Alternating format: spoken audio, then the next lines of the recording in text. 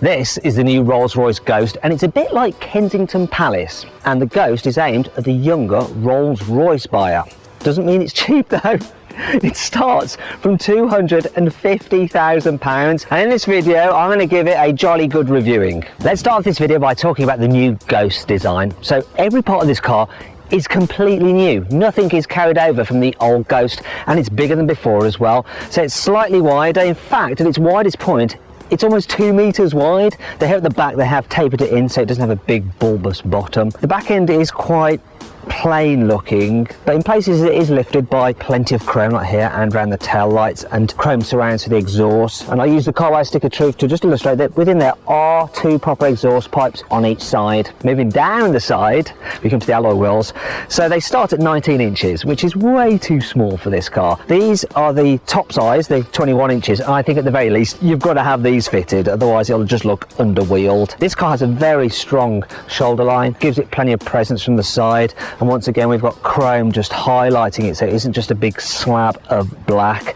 And huge chrome door handles, which are in the middle of the car because obviously, look, hinged rear doors, makes it dead easy to get in.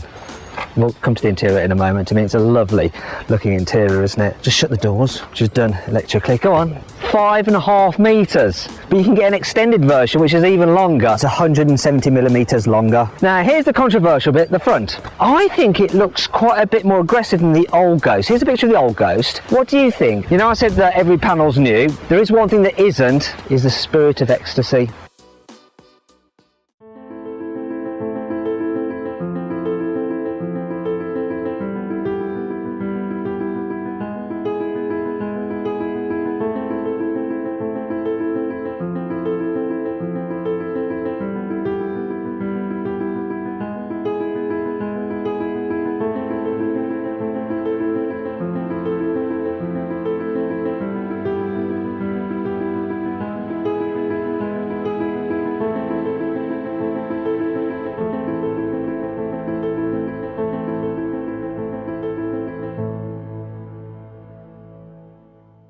The inside of this is gorgeous. The quality of the materials is impeccable. The leather is just so soft. The stitching, even though it's done by hand, is just so straight. The wood veneers, they're solid and thick. This one has a unique detail in it. It's like shiny flecks. It's gorgeous. And everything that looks like metal is metal. They're solid. It just feels wonderful. This is solid as well. I like this metal strip here on the top of the grab handle for the door. Even the door pockets, look, they're lined with leather, contrasting leather as well, the orange to match this on the dash.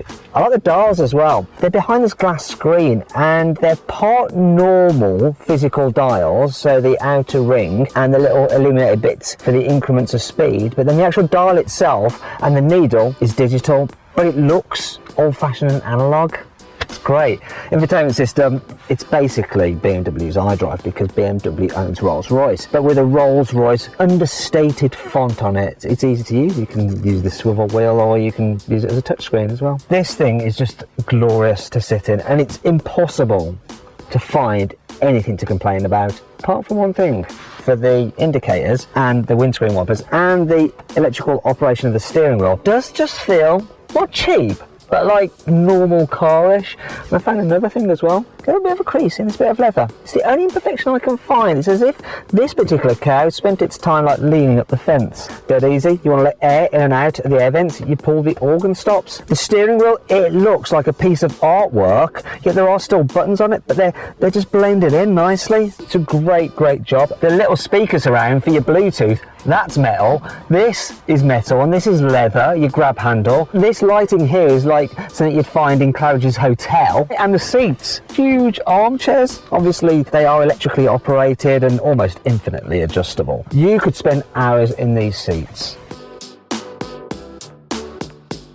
So, as I said at the beginning, this isn't a long wheelbase version. Look, I've got absolutely loads of knee room. I don't know why you'd need the extended wheelbase version. It really doesn't need to be any longer. No, the opulence just continues in the back. So once again, the air vents around solid metal, lovely with your organ stops. You got your climate control here as well. It's just gorgeous, and all the materials are super expensive feeling, thick carpet. You can really relax. This actually has a 3-seater configuration, which means that if you really needed to, you could squeeze someone into the middle seat, which would be very un-Rolls Royce. There's a little grab handle in the back of the front seat, so you can actually hold on when you're getting into the car. One thing this car has is the embossed Spirit of Ecstasy on the back of the picnic tables. It also has, check it out, the rear entertainment system, so you get a big screen on each side, and you can control all the car's infotainment through this rear screen using the controller under here, which is just like that in the front. I'll just put that away. Another extra this car has is this, look,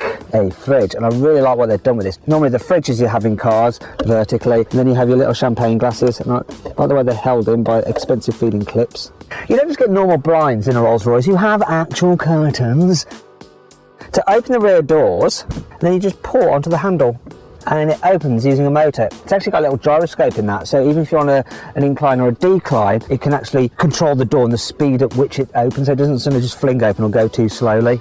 So the load capacity is 507 litres, which is quite a lot, but you do get even more boot space, nicely trimmed, luxurious carpet, which is nicer than in my flat, and this scuff plate here so you don't damage your paintwork when you're lifting things in and out. The opening is quite wide, which is handy because I'm going to have to climb in here to search for, you can get a starlight headliner. We've got hundreds of LEDs just in the roof lining which mimic a night sky. And if you wait long enough, you'll see the occasional shooting star. So much work has been done on this car to make it as quiet as possible. Look how thick the double glazing is on the windows. Now, on top of that, you've got 100 kilos of soundproofing material throughout the car's cabin. There's even soundproofing within the tyres. But Rolls went one step further. It actually measured the sound frequency resonance of all the components of the car and made sure they matched up, so that you don't get slightly different sounds standing out within the car. Just almost every single part of the car. In fact, they got to one stage where they made it too quiet that it made passengers feel a little bit car sick because you didn't get the sensation that you were actually moving. So they dialed a little bit of sound back in to keep everyone nice and comfortable. You can raise and lower the Spirit of Ecstasy manually if you want to by pressing a button on the car's infotainment system. And you can actually get it in solid silver or gold plated. They might be thinking, wait a minute. So this Ghost logo here, now Rolls Royce could have just painted that on, but that would have been too easy. Instead, they took 10,000 man hours designing and developing this very special feature, which actually involves 90,000 laser etched holes in this wooden veneer, and behind that you've got 152 LEDs, and it shines light through evenly, so you get this starlight effect here, and when you turn the car off it completely disappears and it comes back when you turn it back on again. This car has the upgraded bespoke audio system, so you have 18 speakers, and these ones here also have a really nice metal grille of them, which is so sharp you can actually file your nails on them. You get 1300 watts of power. There's also 2 exciter speakers in the roof of the car, and it uses the hollow sills to act as a subwoofer to boost the bass, and then there's a few microphones dotted about the place to pick up unwanted frequencies and cancel them out, so you get a pure clean. The Ghost gets Rolls-Royce's new microenvironment purification system. So the car uses sensors, and it can tell if you're driving through an environment that is a bit polluted, and then it will automatically put the car's ventilation system onto recirculation mode. And it diverts the air through a nano fleece filter to remove all those nasty impurities.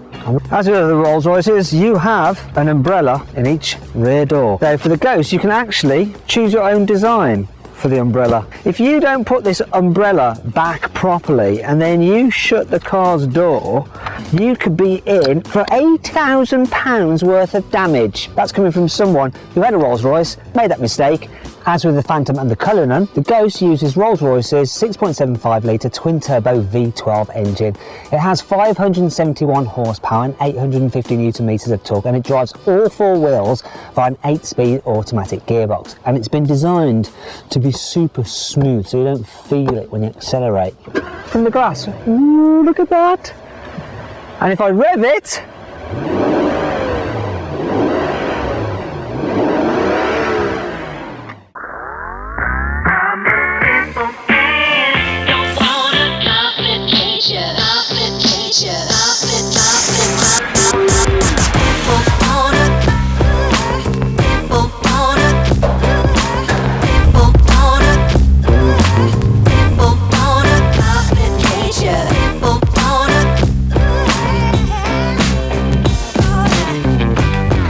finally see what this Rolls Royce Ghost is like to drive.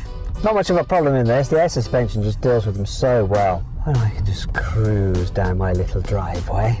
Say little, it's probably about half a mile long.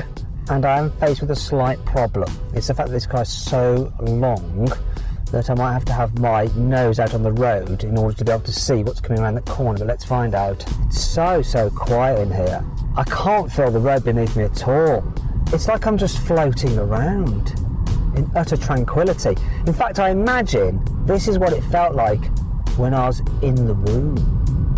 It's as though this car is like your own amniotic sac.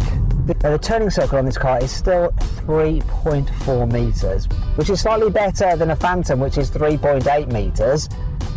Oh, the steering is just gentle and easy. This car does have surround view cameras, so they will help me, and obviously parking sensors and stuff. But at the moment, I'm caught behind some truck that's loading.